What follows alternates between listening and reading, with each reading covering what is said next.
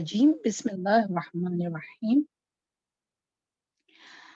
ہماری ہماری دعا نمبر 32. ہاں، پیج نمبر ہے 30. چلے. ربنا لا تزغ قلوبنا بعد اذ هديتنا وهب لنا من لدنك رحمة انك انت الوهاب. اس کا ترجمہ ہے، اے اللہ، اے پروردگار، جب تو ہمیں سیدھے راستے پر لگا چکا ہے تو ہمارے دلوں کو ٹیڑھا نہ کرنا، اور ہمیں اپنے خزانے فیض سے، یعنی اپنے لدن کا، ہم آپ کو پہلے بھی یہ ورڈ کا بہت بتا چکے نا، اپنے خزانے فیض سے رحمت عطا کر. تو ہی فیاض حقیقی ہے، یعنی تو ہی بہت دینے والا. وہاب مطلب عطا کرنے والا، تو اللہ تعالیٰ بہت عطا کرنے والا وہاب ہے. ٹھیک ہے، تو یہاں سے ہم پہلے دعا لیتے ہیں کہ ربنا لا تزغ قلوبنا، یا اے میرے رب کیا کرنا، ہمارے دل کو ٹیڑھا نہ کرنا. آپ کو پتہ ہے نا، یہ آل عمران کی آیت نمبر 8 ہے. تو آیت نمبر 7 میں یہ آپ کا ہو بھی چکا ہے. آیت نمبر 7 میں اللہ تعالیٰ نے الراسخون فی العلم کی بات کی ہے. تو راسخون فی العلم، آپ کو پورا اس کی ڈیفینیشن سب کچھ پتا ہے کہ راسخون فی العلم کون ہوتے ہیں؟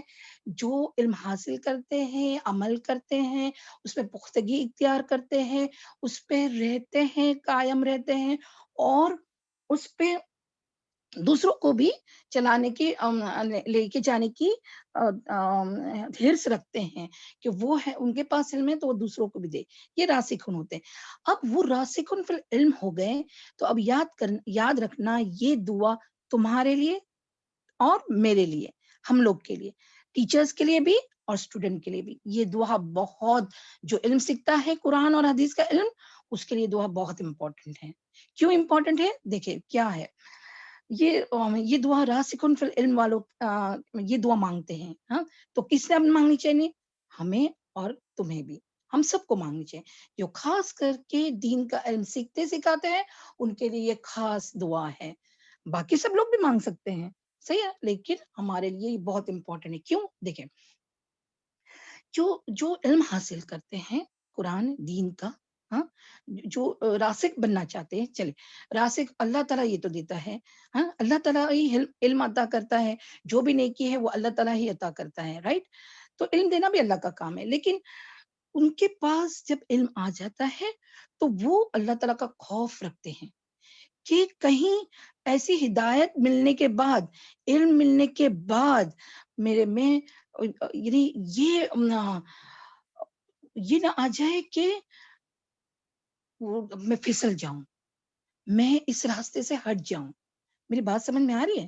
کہ یعنی یہ خوف رہتا ہے، یہ ڈر رہتا ہے. جسے دیکھو، ہم لوگ کو پہلے بھی اسٹوڈنٹ بتاتے تھے کہ ٹیچر، ہم جب قرآن کا کورس ختم ہو جائے گا، یہ ہو جائیں گے، تو ہم کیا کریں گے؟ تو بس اس کا علاج یہ ہے کہ اللہ سے ہدایت مانگنی چاہیے، اور اسی علم کے بیس پر کچھ نہ کچھ کرتے رہنا چاہیے.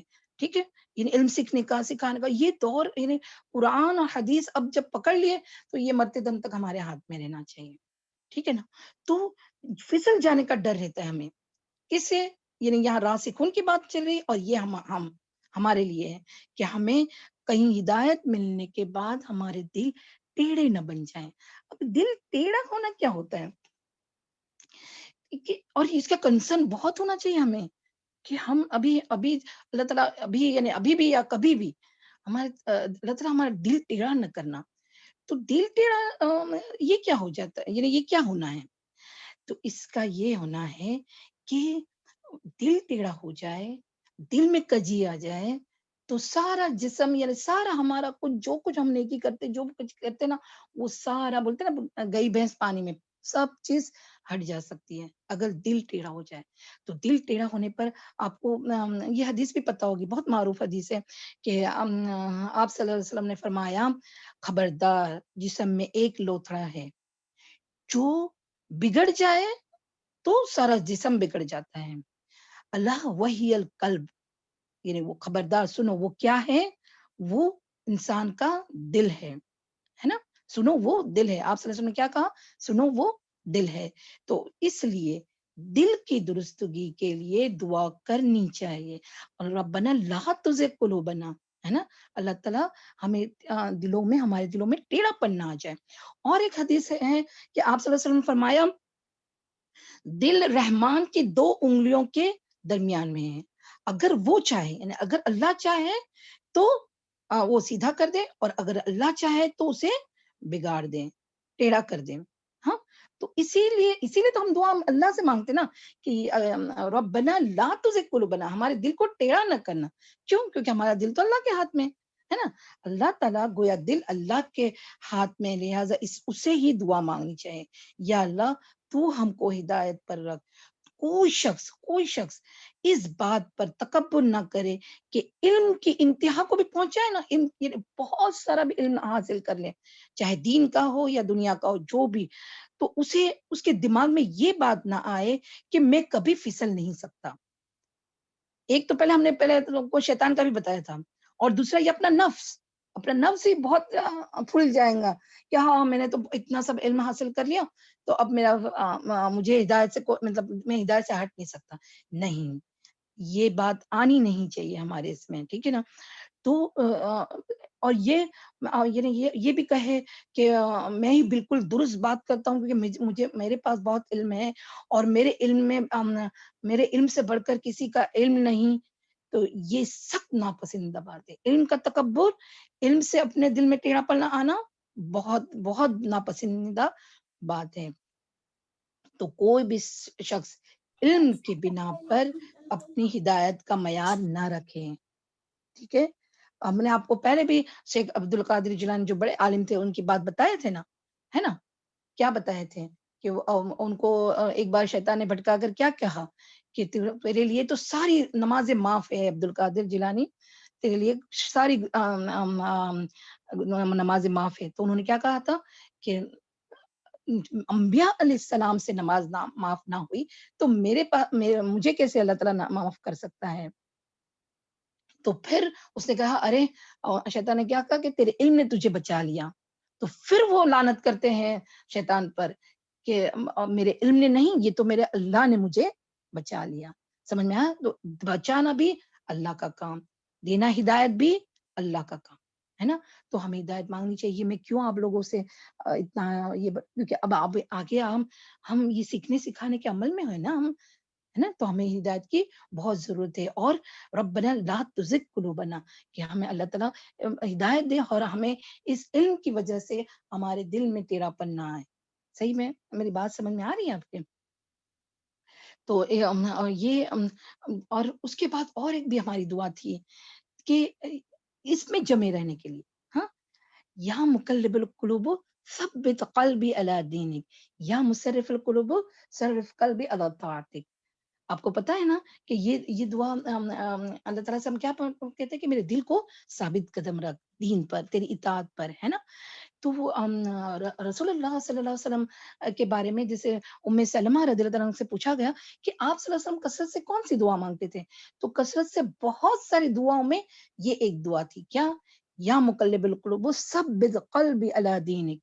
تو امیجن کریں نبی کرم صلی اللہ علیہ وسلم، یعنی امت نبی رسول، ہاں، اگر وہ یہ دعا مانگتے ہیں کہ میرے دل کو ثابت قدم رکھ، تو ہم تو کیا چیز ہے نا. ہم کون سے مطلب کہتے ہیں ہم تو معمولی سے انسان ہیں، معمولی امتی ہے. تو اسی لیے ہمیں بھی اس دل کی ٹیڑھا پن نہ آنے کے لیے دعا یہ ضرور مانگنی چاہیے. ٹھیک ہے. اور دوسری بات بھی یہاں ہے کہ کوئی بھی ہدایت آ جانے کے بعد بھی چلے ٹیڑھا پن نہ بھی ہو، ہدایت آ بھی جائے تو بھی اپنے آپ کو دعویٰ نہ کرے کہ وہی صحیح ہے اور دوسروں کو غلطی کا فتویٰ دینے لگے، ہے نا، کہ یہ وہ گمراہی پر ہے، یہ وہ ہے نہیں. ٹھیک ہے. اپنا معاملہ صحیح رکھے اور اللہ سے ہمیں ہدایت طلب کرتے رہنا چاہیے. ٹھیک ہے. بھروسہ صرف اللہ پر، اپنے علم پر نہیں، ہے نا. ہدایت مانگنا، ہدایت کا بھی دعویٰ بھی نہیں کرنا چاہیے اور ہدایت کے لیے دعا مانگنا چاہیے. تو چلے کیسا ہے؟ ربنا لا تزغ قلوبنا بعد اذ ہدیتنا. ہدایت کے بعد، یعنی اللہ تعالیٰ نے اب ہمیں ہدایت دی نا الحمدللہ، ہے نا. قرآن اور سنت کا ہمیں علم سیکھ رہے ہیں، ہمیں ہدایت پہ ہے، بولتے ہیں ہم چوزن لوگ ہیں، اللہ تعالیٰ نے ہمیں چن لیا ہے اس کام کے لیے، تو پھر اب ہمارے دل میں تیرا پن نہ آنے دے. وہب لنا، اور عطا کر ہمیں کیا اپنی طرف سے، لدن کا ہم پہلے بھی آپ کریں، اپنی طرف سے، اپنے قرب سے ہمیں کیا کر رحمت. تو چلے یہ بھی اب اچھا، اب یہ بھی لازم اور ملزوم چیز ہے کہ ہدایت مل جائے، ہاں تیرا پن بھی دور ہو جائے، لیکن پھر بھی اللہ کی رحمت بہت ضروری ہے، تو ہی ہم سیدھے راستے پر رہ سکتے ہیں، ہے نا.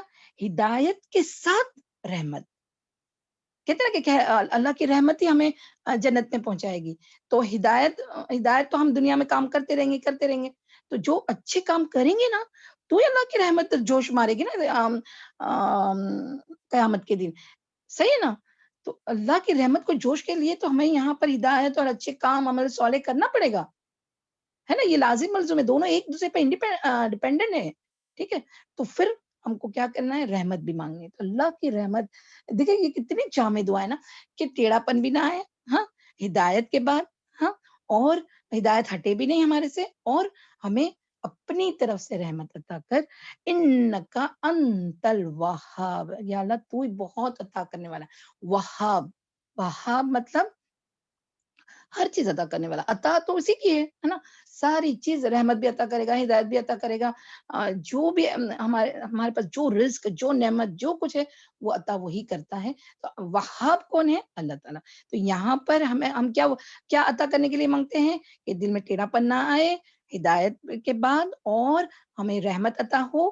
تو انکا انت الوہاب، ٹھیک ہے. تو امید ہے یہ آپ یہ دعا بہت، اب ہم اگر نہیں بھی یعنی ہم بھول گئے ہوں نا، کبھی کبھی ایسا ہوتا ہے نا کہ کبھی کوئی دعا بہت ہمارے زندگی میں یعنی جو زندگی کے واقعات ہوتے ہیں اس سے اثر ہوتے تو ہم وہ دعا مانگتے رہتے ہیں، اور پھر کبھی یہ دعا ذرا پیچھے ہٹ جاتی ہے. تو لیکن یہ دعا کو، یا مقلب القلوب ہے نا، ثبت قلبی علی دینک، یا مصرف القلوب صرف قلبی علی طاعتک، اور یہ ربنا لا تزغ، یہ ضرور بالضرور اپنے کوئی بھی آپ اس میں بھی رکھ سکتے ہیں، اپنے التحیات میں بھی رکھ سکتے ہیں، تاکہ پھر آپ بھولے نہیں. ہاں یہ اپنی روٹین میں رکھے، کیونکہ ابھی ہمیں بہت ضرورت ہے نا اس کی، یہ دعاؤں کی ہمارے لیے دعا بہت خاص ہے. چلے امید ہے کہ آپ لوگوں کو یہ دعا سمجھ میں آئی ہوگی. ہاں چلے کیا ہے، ربنا لا تزغ قلوبنا بعد اذ هديتنا وهب لنا من لدنك رحمة انک انت الوہاب. ٹھیک ہے، اب دوسری دعا پہ آتے ہیں، پھر ہم ایک ساتھ پڑھیں گے انشاءاللہ. چلے اب دعا نمبر 33 پہ آ جائیں. دعا نمبر 33 ہے، ربنا آمنا بما انزلت واتبعنا رسول فاکتبنا مع الشاہدین. جی اس کا ترجمہ ہے، مالک جو فرمان تو نے نازل کیا ہے، یعنی اے پروردگار، اے اللہ، جو فرمان تو نے نازل کیا ہے ہم نے اسے مان لیا اور رسول کی پیروی قبول کی، ہمارا نام گواہی دینے والوں میں لکھ لیا جائے، ہے نا. تو یہ بھی آل عمران کی آیت نمبر 53 ہے. آپ لوگوں نے یہ بھی سیکھ لی ہے تو خیر پھر بھی ہم بتا دیتے ہیں کہ یہ دعا کس نے مانگی تھی. آپ کو پتا ہے نا، یہ دعا حواریوں نے مانگی تھی. حواری کون تھے؟ جو عیسیٰ علیہ السلام کے مددگار تھے. تو جب عیسیٰ علیہ السلام نے کہا من انصار اللہ، کون میرے مددگار بنے گا، اللہ کا مددگار بنے گا، پہلے تو اللہ کا من انصار اللہ کا مددگار کون بنے گا. تو یاد رکھنا کہ اللہ کو کسی کی مدد کی ضرورت نہیں ہے، لیکن جو اللہ کے دین کا کام کرتا ہے وہ اللہ کے انصار اللہ ہوتے ہیں. یاد رکھنا یہ بات. ہاں اللہ کو کسی کی مدد کی ضرورت نہیں. جیسے قرضہ حسنہ کی بھی بات آتی نا، تو منافق کیا کہتے تھے، اور مشرکین مکہ کیا کہتے تھے کہ اللہ کو کیا نعوذ باللہ قرض کی ضرورت ہے. نہیں، قرض حسنہ وہ ہے جو ہم اپنے دل سے خواہش سے اللہ کی راہ میں دیں، ہے نا. یہاں پر بھی جو اللہ کے دین کا کام کرتا ہے، چاہے کوئی بھی ہو، علم سیکھنے سکھانے کا، خدمت خلق ہو، کہ بہت زیادہ صدقہ کرنے والا، کوئی بھی کام جو اللہ کے لیے کر رہا ہو، دین کی مدد کے لیے کر رہا ہو، یا دین کے لیے بھی کر رہا ہو، تو وہ انصار اللہ ہوتے ہیں. تو حواریوں نے پھر کیا جواب دیا تھا، آپ کو پتا ہے نا، ہم انصار اللہ ہے نا. ٹھیک ہے, تو اس آگے میں وہ کیا, یہ بھی ہماریوں کی دعا ہے. وہ کیا پھر آگے دعا مانگتے ہیں کہ ہم نے ایمان لے آئے جس پر انزلتا نازل ہوا. تو اللہ تعالیٰ نے نازل تو جب عیسیٰ علیہ السلام تھے, عیسیٰ علیہ السلام تھے تو پہلے تورات تھی, ہاں, اور انجیل جو عیسیٰ علیہ السلام کو ملی. ان پر کیا کیے, ایمان لائے. انہوں نے کہا, ہاں, یہ حواریوں نے کہا. اب یہ ہم اپنے اوپر بھی لائیں گے. پہلے ہم حواریوں کی بات کر لیتے ہیں کہ انہوں نے کہا. اور واتبعنا, تو جب رسول صلی اللہ عیسیٰ علیہ السلام نا, پہلے عیسیٰ علیہ السلام لیتے ہیں.